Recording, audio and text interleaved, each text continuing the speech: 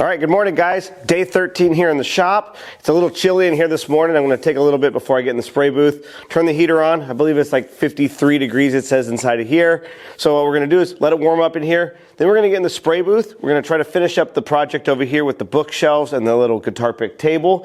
Once that's done, I'm going to go through and stain this dining table so we get this one back to Irvine this week. While it's warming up, I'm going to work on this new project for a company out here in Garden Grove. They built a custom office desk for a homeowner. We're doing a custom gray stain on it. So follow me. Let's do that first. So the first thing I did this morning, ran over to Mohawk, wood repair products, picked up a few items. They're actually still in the truck. I need to go get them before it gets too warm outside. We don't want it to get heated up inside the truck. It's possible lids could pop. We don't want that to happen. But I wanted to come on here and just let you know, if you go to woodrepairproducts.com and use the code MORE5OFF at checkout, you're going to get 5% off. It's a little promo deal they're giving me and my fans, people that are on this page, so that way they can purchase their products and, like I said, start using Mohawk for a little bit of a discount.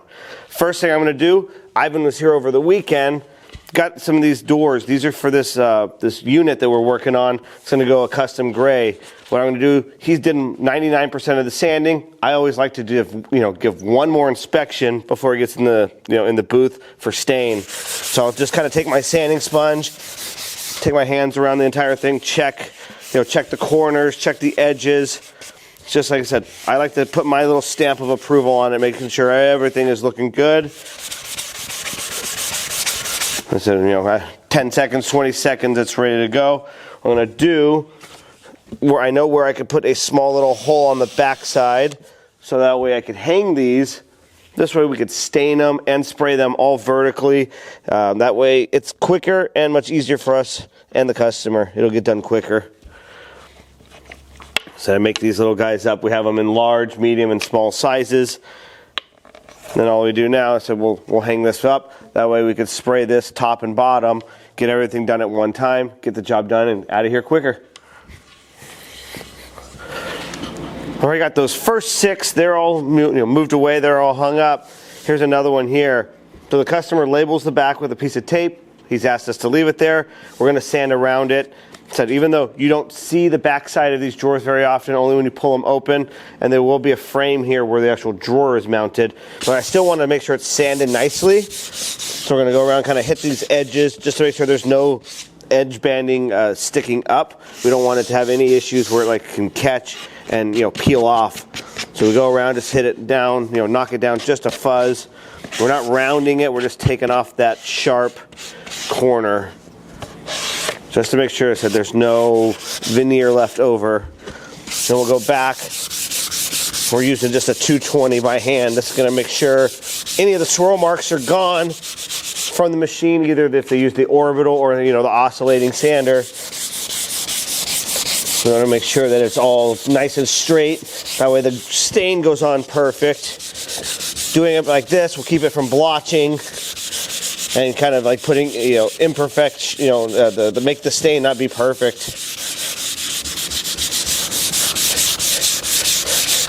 Hit the back side. Now we'll hit the edge banding in full.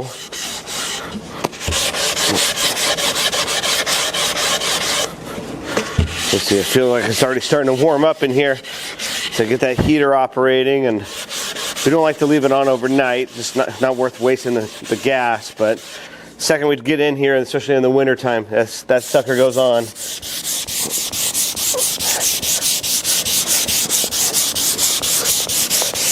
So I think we have about 40 to 50 pieces total in the set.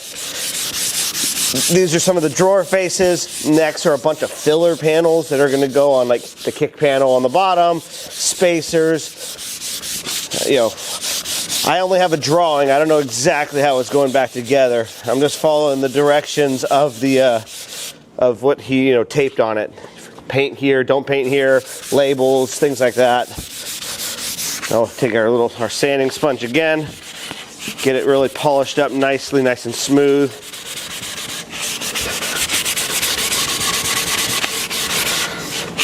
So this will be ready for stain probably by the end of the day. That's the goal.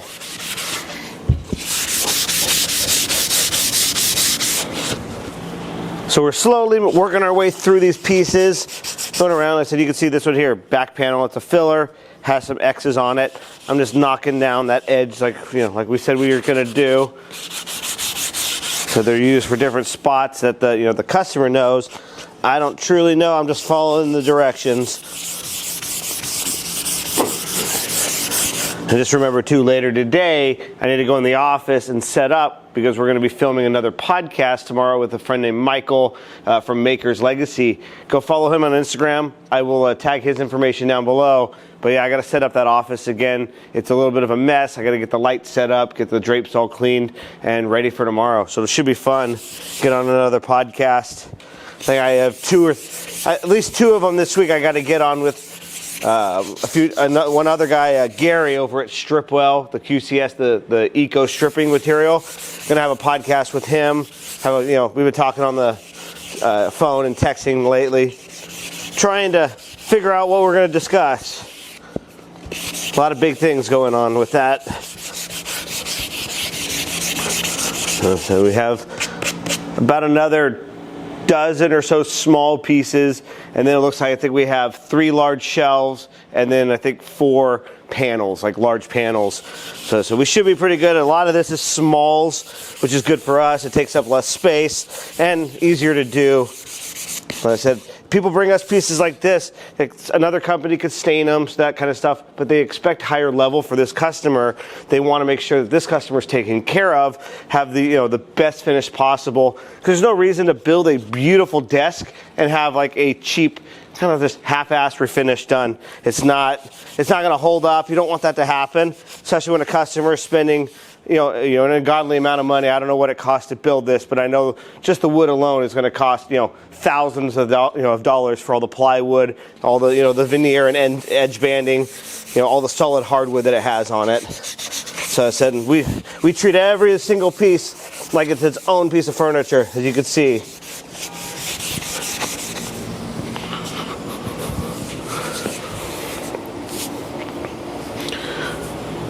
All right, it's warmed up in here a little bit. It's just about 12 o'clock.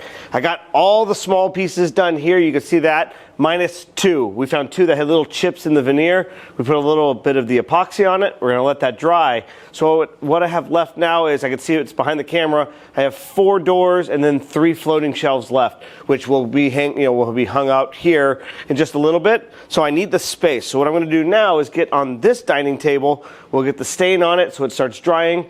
Maybe later today, depending on the temperature, we may get some sealer on, and so that way we can get it done by the end of the week.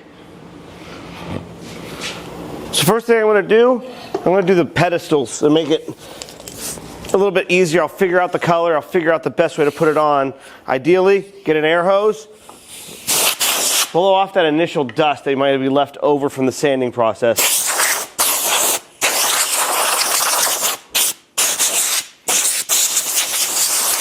This will ensure too that the stain goes on evenly. Some of this little gunk should be sitting in corners, and then you go to spray it, a little bit of air gets on it, it'll actually blow off a section of the dust, exposing a spot that didn't get stained.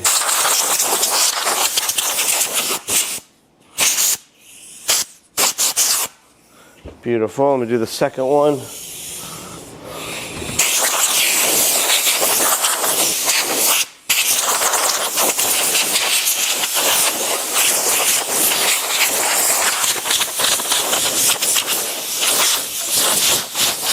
Blow myself off while I'm at it. I'm going to grab a couple gloves, the rags, get everything open, and we'll get some stain on here. So I'm actually making a custom color for this because I kind of want a mixture of 2 different colors, the natural and the medium brown walnut, but I don't want it to be so strong and darken the color too much, but I needed to go a little bit more than natural. So what I have here is already one that's been mixed multiple times with a few different colors, the natural and the medium brown walnut, but what it is it's a little too potent. I could see just the color by itself, so what I'm going to do is go back and add the natural, just to put a little bit of splash of this in to kind of even that color out, kind of neutralize it a little bit. So we do a lot of these kind of things here, figuring out color matching, different stains, different ratios. Kind of hard to keep it all lined up sometimes. I'll put my mask on here in a second too. So I'm just going to do a little splash of that. So now this should even this color back out.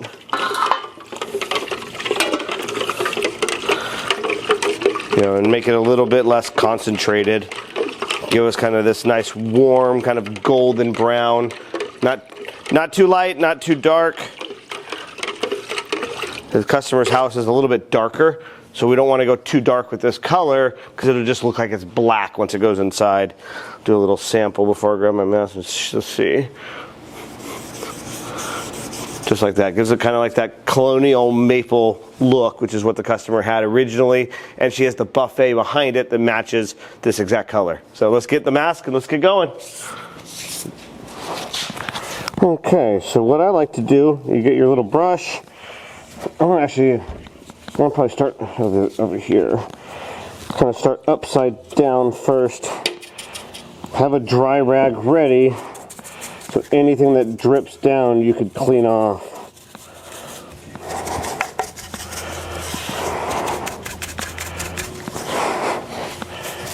Let's see. So using this Mohawk stain, this will dry pretty quick today. We get a little airflow on it, maybe, and the heater's on. This should be dry in like an hour or two to be ready, if not sooner.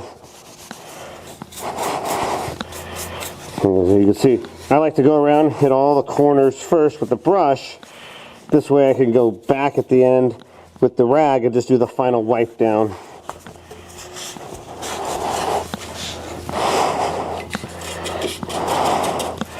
Hit this top section too. A lot of this is going to get hit with the brush just because of the nature of the piece. It's got a lot of corners, a lot of cracks.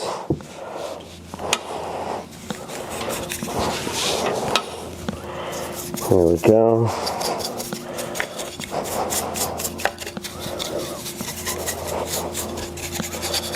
So we just want to make sure this is nice and even. So you could get away with a little bit more if it's going a darker color. But like I said, this is going to go on the lighter side of things. It's going to stay this color. We want to make sure we fix everything. So I'm always looking for any chips or any dings at the same time while I'm applying the stain.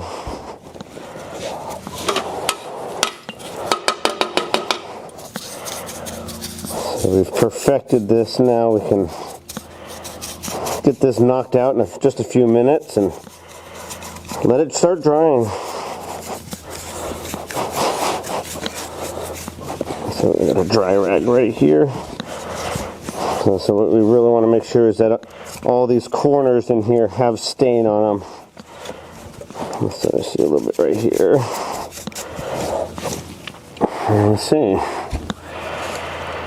I'll probably get the rag going and just do all the large areas down here before I flip it over.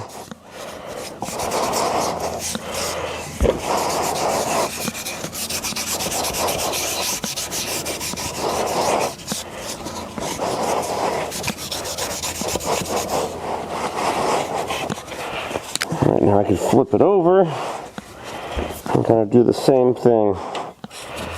I could take the brush again and just start going around all these little nooks and crannies, making sure I get the stain in these sections first.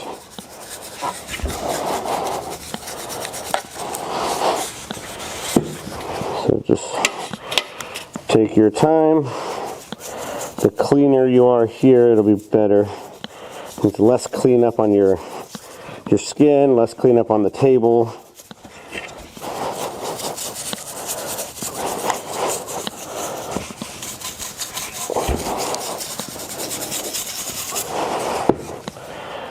So don't put too much on the brush. So the messier you get it, it's going to cause more issues for you.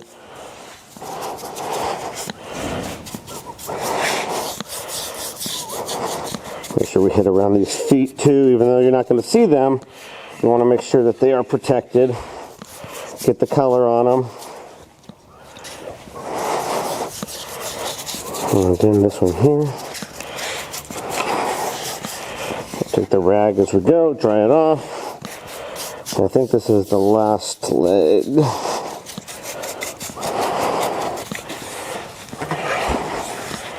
Now I'll just take my rag, I'll get it a little bit more saturated on this one, and then just kind of go around the entire piece again. Make sure to be checking so you know if you're missed any little sections. Kind of have my drying rag ready. So I don't want this stain to take too much. I don't want it to sit in here too long. We're trying to keep this color as natural and light as possible.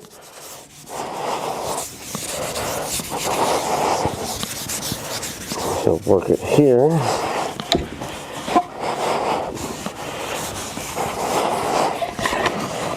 And as I said, just go around evenly. You don't want to start here, jump down here, just kind of work on it, work your way down. The easiest way to get things done. So get up here just a little bit too. You know, you're not going to see it, but at least it protects it. Adds a little bit of sealer and a little bit of stain and sealer on it. Gonna just make it look better. So give it a good wipe down one more time. We'll be good to go. We'll get it over by the fan and start drying. Okay, I got the pedestals done. They're drying. Now it's onto the table. Once again, I'm going to blow it off. Get that little layer of dust out, especially in these little holes too where the dowels go. We're going to blow those out. I'm going to probably start with the leaves first. Get those out of the way. Get them out. There we go. There's one, and then we'll get the other one ready.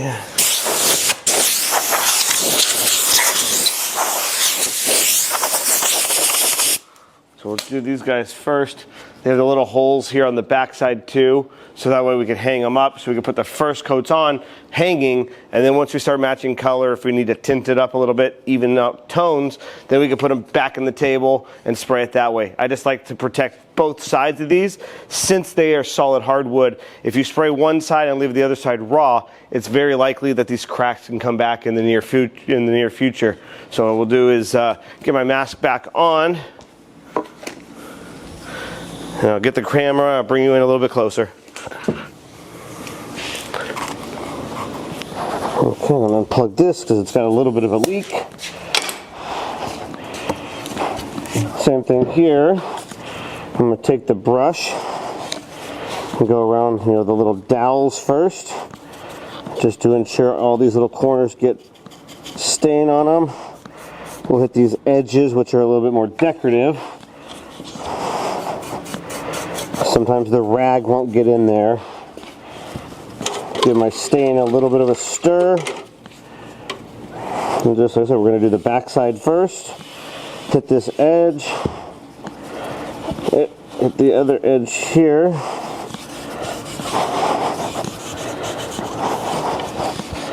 We'll give it a quick wipe down so it doesn't drip to the other side. And then we're just going to put a nice coat on here. So it's not really changing the color much from where it naturally is. It's just giving me that little bit of character pop by adding that medium brown walnut. Get this side here, do it again. And this is the side that's been sanded perfectly, so you're going to see no knots like the bottom side. You're going to see it's got a lot more clean character to it. I'll just check these edges real quick. Get my rag and just give it a good drying off, and we'll hang it up and get on to the next piece.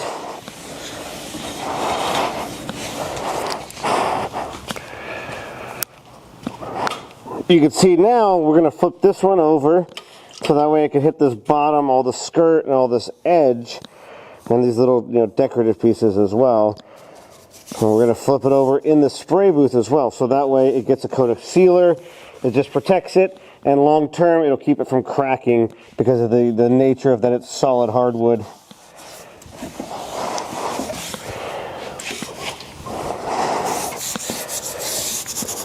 So normally, like I said, you see me in videos talking on like when I'm stripping furniture and I don't have the mask on. It's because that section of the shop has a lot more ventilation. We can put the airflow on with the fan, blow it out the large door. But over here in the corner, it's a lot more isolated. And I don't like to, like I said, you have to put a mask on or else the stain will give you a headache really bad. I said, this will mess you up. Always wear the mask as much as you can. I said, every shop is different. Some of you are painting and doing stuff inside of garages or basements. I do not recommend using this product, you know, these types of products in that type of setting. You really want to be outside, you know, a shop, a large door, space to, you know, open up, and not like recycle the air. I have the heater on, like I mentioned, but the air is pulling in from outside. You know, the fans were on when I was not filming. We just keep things kind of flowing here so that the odors don't build up and cause issues, you know, down the line. We do not want that. So I got the perimeter done. Grab my rag again and just kind of carefully start hitting the skirts, this bottom little lip here. Wipe off as we go.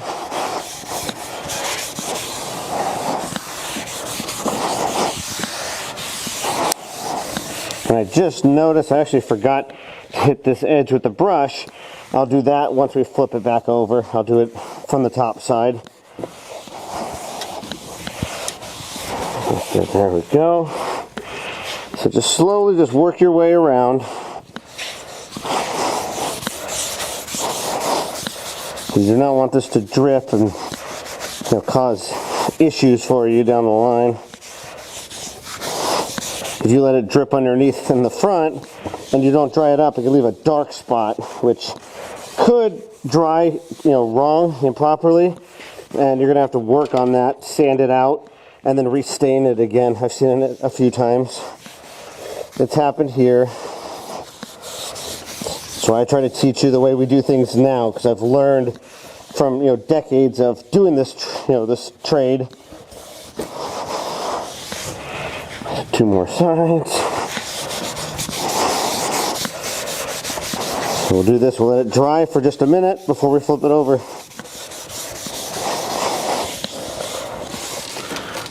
Okay, so what I have now are my old milk crates.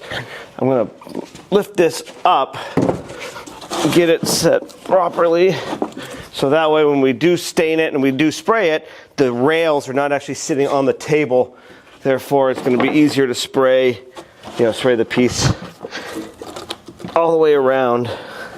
Because now I could get up underneath it right now too, because the rails here were sitting on the table, meaning this coat, you know, this spot here was going to have issues. It's, you know, you spray lacquer on it, it would stick right to this table.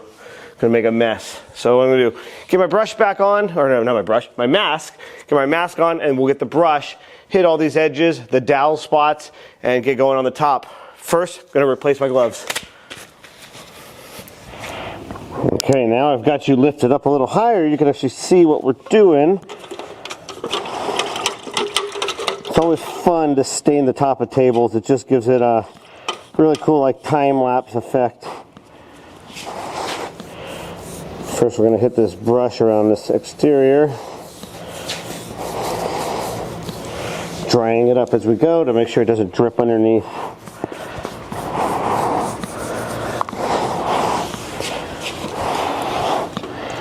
Another drip.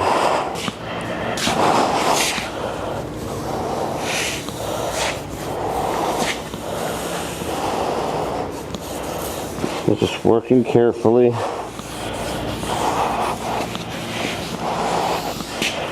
Get these dowels too. This actually had a couple dowels that were broken.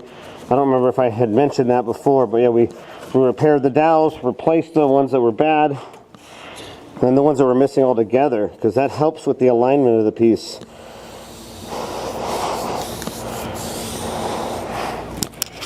All right, we got the perimeter done.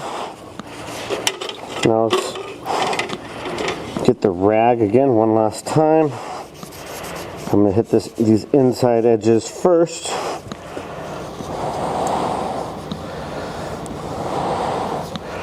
Go around the dowels.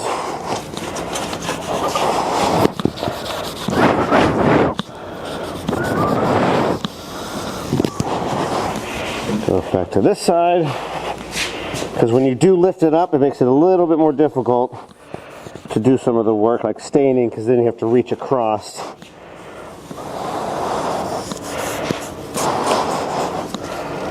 Let's see, get this.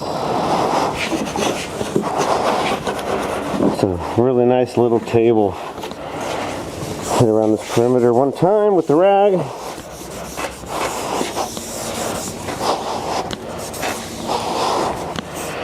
And then it's go time on the top.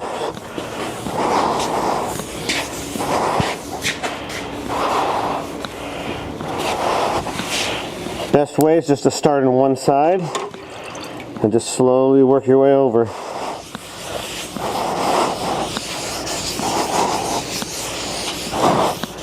Like I've always mentioned, it's good at this point to look for any imperfections. Now is the time to fix it. If you see a little dent, maybe a scratch mark, even though you're not going to want to, just stop, fix it properly, and then you can move on. It'll take you much longer once you start getting sealer sprayed on it.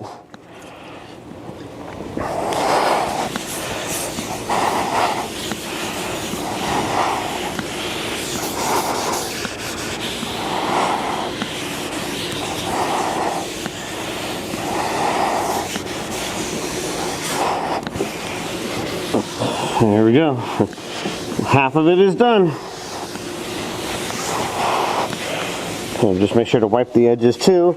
Make sure that nothing dripped while you were wiping. All right, as you could tell, I'm here solo again today. Ivan called in sick. He's got that bug that's been going around that we've all had. You saw me, I had it last week. He got it much worse than I did. So what I'm gonna do, close up the shop, come back, get that table in for sealer, and then we're gonna finish up these shelves, or these doors and the shelves, so that way we get those hung and we can start staining that with a gray stain probably later today. We'll see you after lunch. Okay, it's been a kind of a long, boring day here at the shop. We got all of these panels finished up. They're sanded. Get back to staining tomorrow. But first, I'm gonna get in the spray booth, do sealer on that big dining table that we stained today. So that way it dries overnight. I can put round 2 on tomorrow. Let's get going. Okay, we're back in the spray booth. I already mixed up some sealer to the perfect ratio that we use here. Let me get this plugged in. I still got a little acetone left in the gun from the other day. And then we're gonna spray a little bit, clean the tip off, make sure there's no leftover lacquer sitting on there. I like to do too every once in a while. You just spin it around because it'll just eat up anything else that's left there. Clean that off. Grab our strainer.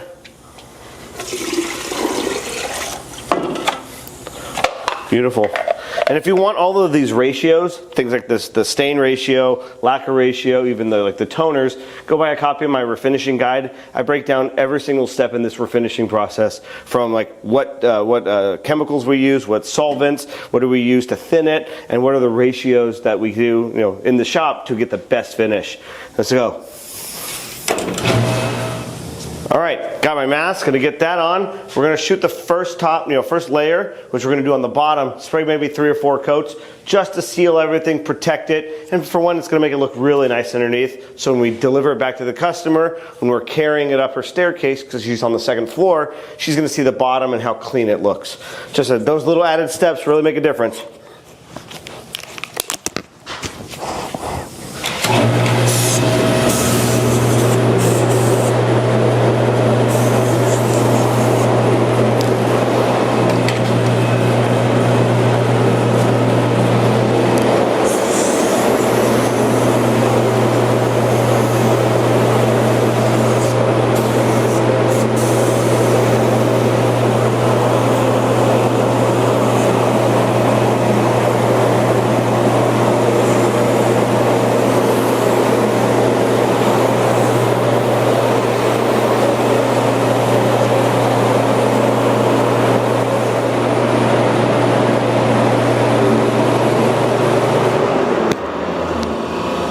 All right, I'm gonna let this tack up for a few minutes under the fan, get this to dry, flip it over, do the top side, and then we'll get out of here for the day.